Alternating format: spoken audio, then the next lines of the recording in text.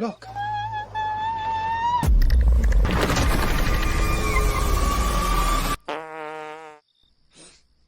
Run? Yeah.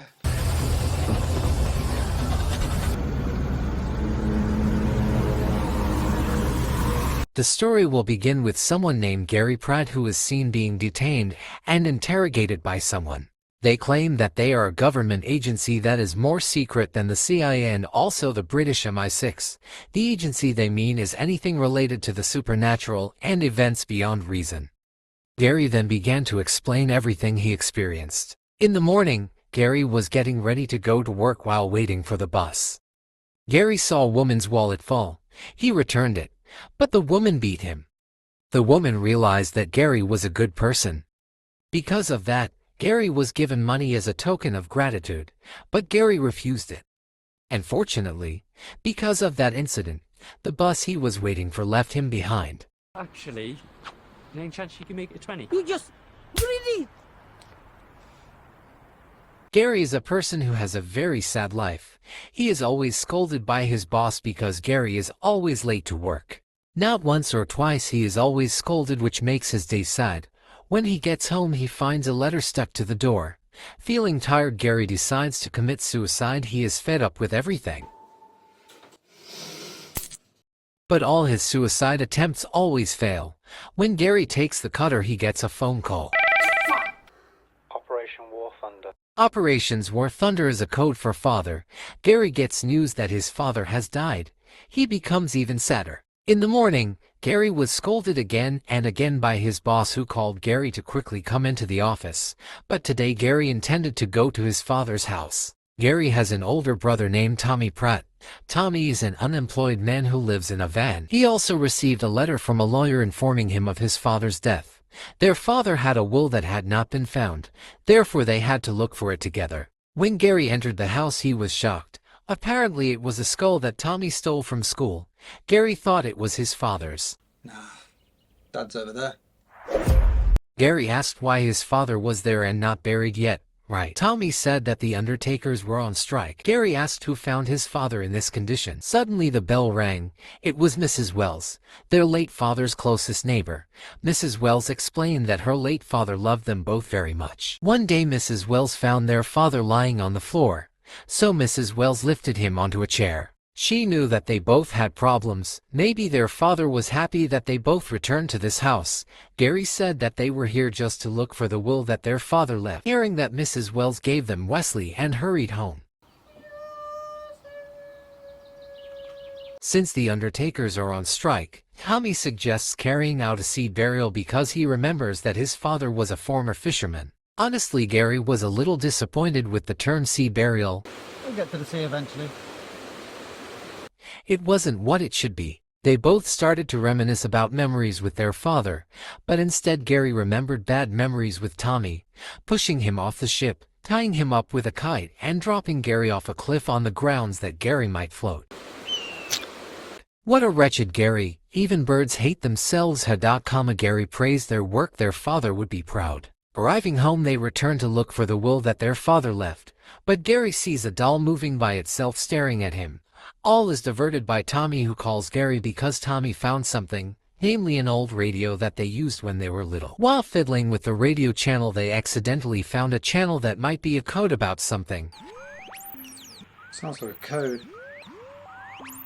But Gary thinks it's just an old broken radio. Continued to pass, and they still had not found the will that their father had kept. They had searched every corner of the room, but the results were still the same. All they found were memories with their late father.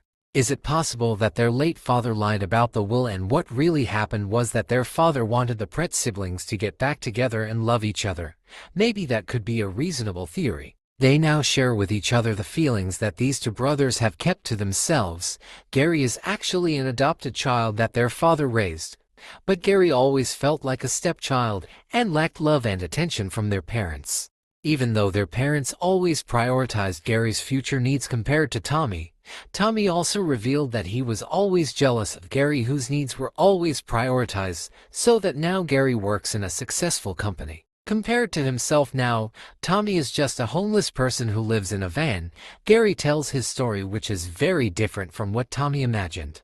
Gary almost committed suicide because he was stressed facing the demands of work and everything.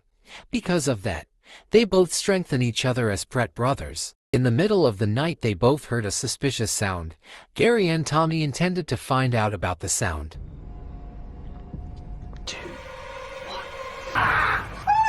And apparently it was Mrs. Wells who was looking for her will. Gary felt helped by Mrs. Wells' good intentions, but he couldn't break into just anyone's house. Mrs. Wells said that she didn't break into the house, but she had the house key because she had a special relationship with their father. Your father and I were, you know. What? You know. Mrs. Wells apologized, and Gary told her to keep the key.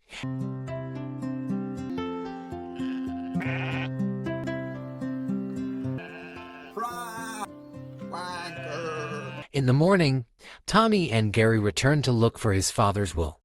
They found hidden treasure. Tommy found a fishing rod. Bored because they didn't find what they were looking for, they went fishing with the excuse of remembering his late father. But when Tommy was going to get water, he found a letter under the bucket, the will he was looking for.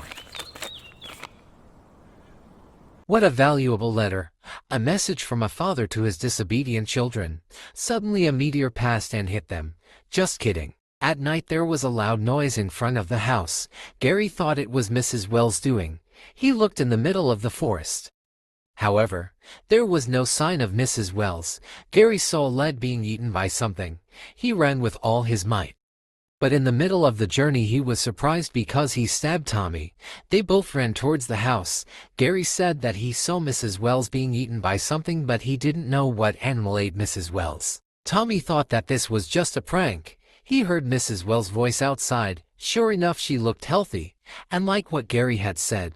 Because of that he suggested going out and helping Mrs. Wells. When outside they see Mrs. Wells in the dark casting a spell alone. Tommy tells Gary to help her, but he is afraid.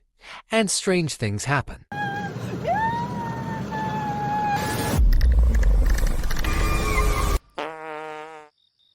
Run. They ran in fear into the house and hid under the table. Tommy and Gary couldn't believe what they were seeing. Because of that, they went back to make sure Mrs. Wells was outside and looked for her again in the middle of the forest. Suddenly, Tommy felt something standing behind them. Now they were sure of what they saw. They went back into the house and made a plan. Gary crawled so that the strange creature wouldn't find out, but Tommy casually took food from the refrigerator. Maybe that was the last meal, said Tommy. Gary was fed up with all this and called the police, but the creature was the one who answered the phone. He tried again to contact someone using the old radio in his house, but the result was the same. Instead, the radio made a sound that was similar to Morse code. Tommy muttered that maybe this old radio was what called the creature. Maybe it was an alien who was called because of this radio. The door of the house was heard to have been broken down by the alien. Tommy and Gary hid inside the bathroom curtain.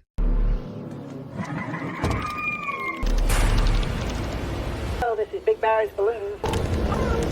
Fortunately, the alien was distracted by the sound of the radio, and they were able to escape into the forest. In the middle of the journey, Tommy's leg was sprained, which caused him to be unable to continue his escape.